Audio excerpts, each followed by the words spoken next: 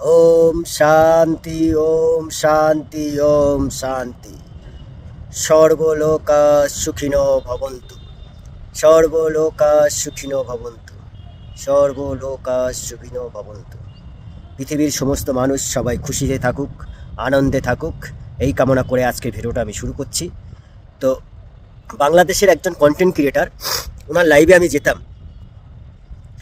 তো ওনার লাইভে তো লোক হতো না, উনি ফুল দিয়ে দিয়ে লাইভটা জমানোর চেষ্টা করে, এখনও পর্যন্ত তাই চেষ্টা করে।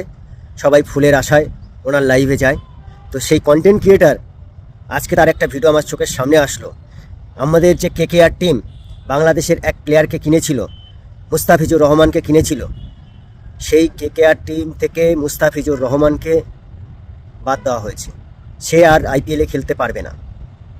তো সেটা নিয়ে উনি একটা মন্তব্য করেছেন যে বিসিসিআইকে বয়কট করতে হবে। তা ওনাকে আমি বলছি যে আইসিসি পর্যন্ত বিসিসিআইকে ভয় পায়। বিসিসিআই ছাড়া ক্রিকেট জগৎ অন্ধকার। ঠিক আছে, আপনার যদি ক্ষমতা থাকে কোনো টুর্নামেন্টকে বন্ধ করিয়ে দিয়ে কোনো দেশের প্লেয়ারকে, সব কারেন্ট প্লেয়ারদেরকে আপনাদের বিপিএলে খেলান, তারপরে বুঝবো যে বাংলাদেশ প্রিমিয়ার লিগ কোথায় গেছে। ঠিক আছে, কতটা এগিয়েছে বাংলাদেশ প্রিমিয়ার লিগ। অথবা বিসিসিআইকে নিয়ে কিন্তু কোনো কথা বলবেন না, ইন্ডিয়াকে নিয়ে কোনো কথা বলবেন না।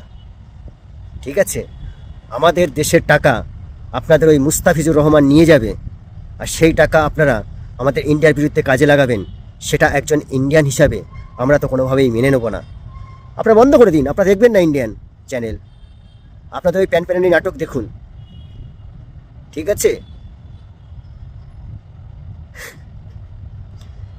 আপনি কি জানেন যে আইসিসির কত পার্সেন্ট যে বিসিসিআই দখল করে আছে? বিসিসিআই যদি কোনো টুর্নামেন্ট থেকে বলে না এই টুর্নামেন্টে আমরা থাকবো না, তাহলে সেই টুর্নামেন্টটা হওয়া খুবই চাপের। রিসেন্ট দেখেননি এশিয়া কাপে কি হয়েছে? পাকিস্তানে হোস্ট ছিল না পাকিস্তান, আপনাদের বাপ।